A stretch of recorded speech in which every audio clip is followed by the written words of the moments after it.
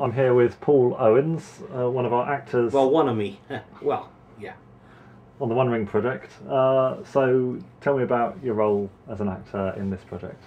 The ham roll or the sausage roll? You pick. Okay, right. My role in this project.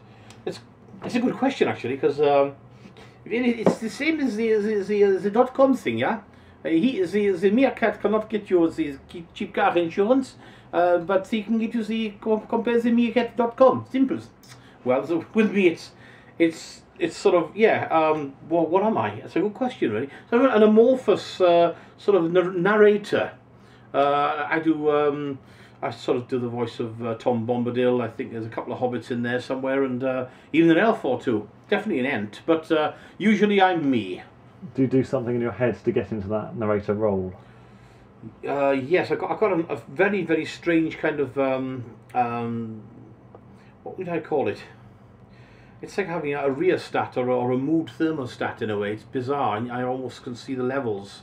It's sort of a lot of people that are people with a thing called synesthesia, and they see shapes in their heads attached to colours and so on, and numbers. Yeah, I've got a similar thing with words. It's most bizarre when I come across something that says it was dark. Well, yes, it was dark. I can actually feel the darkness from that word. It was light, you know, light. The word light says it all, doesn't it? It's light as a feather, or it's light. And it's dark, you know, the dark oppressiveness of that. Just one word alone. There are many, many words. I find English to be a very onomatopoeic language in more ways than one, though. It's most bizarre. As I said, it's like having synesthesia. It's, you know, I feel the words. So if somebody gives me a piece of prose, I can see the words clicking into place, where they should be and how they should be said, the syntax and everything else. I can't explain it. It's just... Is there a favourite bit of prose that you've done on this project so far? Definitely. Which one was that? Theoden Renewed, without question. Yeah. It had almost Shakespearean quality. It was amazing. There was something about it that really, really spoke to me. Hence the fact that we did it in one take, I suppose. I don't know.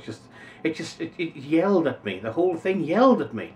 I thought, this is great. This is wonderful. Have you got a favourite voice?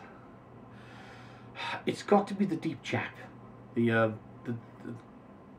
narrator, the really dark, deep chap. The chap who's doing that kind of Gandalfian voice, more or less. You know, he's got that. Is there any good voice you've got that you're not going to use for this project?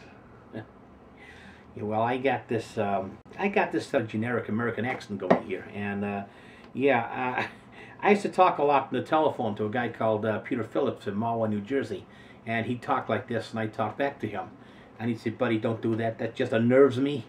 So I had to revert to being myself again for a while, until finally it would slip, and before I knew it, within 5 minutes I was doing that again. My God, what the... So that's my favorite, I think. That kind of generic American thing, you know.